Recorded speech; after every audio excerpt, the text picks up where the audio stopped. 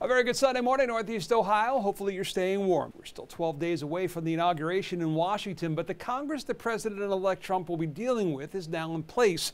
Ohio Senator Rob Portman among those taking the oath of office, sworn into a second term in the U.S. Senate by outgoing Vice President Joe Biden.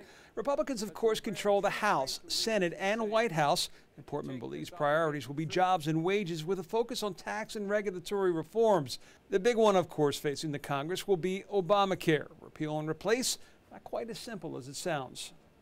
That's a tough issue because repealing is easy, replacing is very hard, and I think we need to work together, Democrats and Republicans alike, to come up with new policies that increase access to health care and get at the cost issue of health care, because that's one obviously the Affordable Care Act has not done.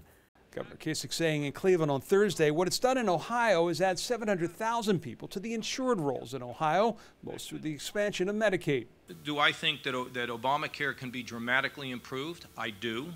Do I want to see a repeal of the expansion of Medicaid? I don't. And if they're going to do it, tell me what you're going to do.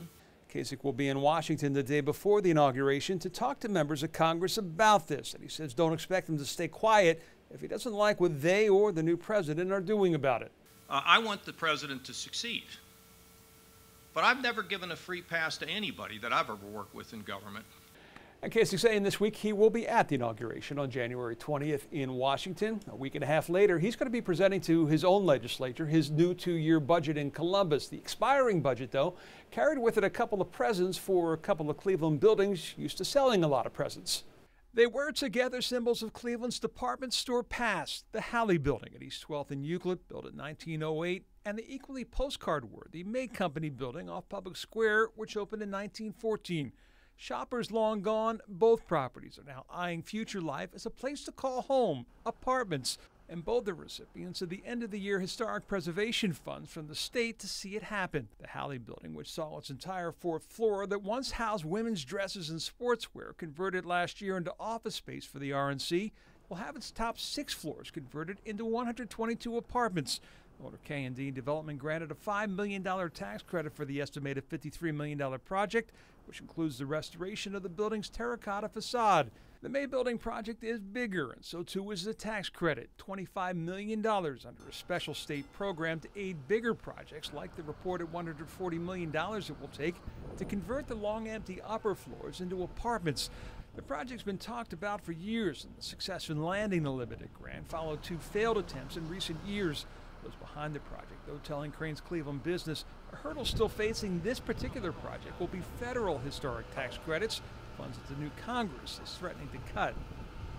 Well, today continues the NFL playoffs. That's when teams with winning records in the league battle it out to see who is best, for those who may have forgotten.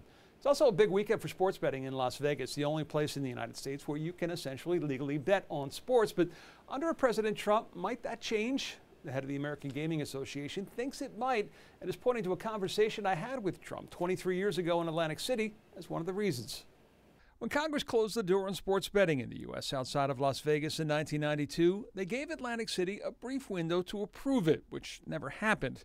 That led to a very public battle between the New Jersey Speaker of the House, who opposed it, and the Atlantic City casino owners who wanted it, a group that included Donald Trump, who implied to me in 1993 that the then Speaker might have been in with the bookies. And if he wants to have everybody's taxes go up because he's friendly with perhaps people that don't want sports betting for whatever that reason can be, and nobody can imagine why, then let the taxes go up. A conversation getting a closer look because it's one of the few times where Trump is on camera talking not only about but in favor of sports betting. Everybody wants it.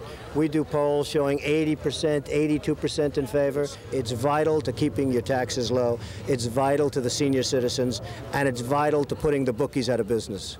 In those comments, the head of the American Gaming Association, which represents the $240 billion a year casino industry, finds new hope for sports betting, saying he believes having a former casino owner in the White House can make the difference.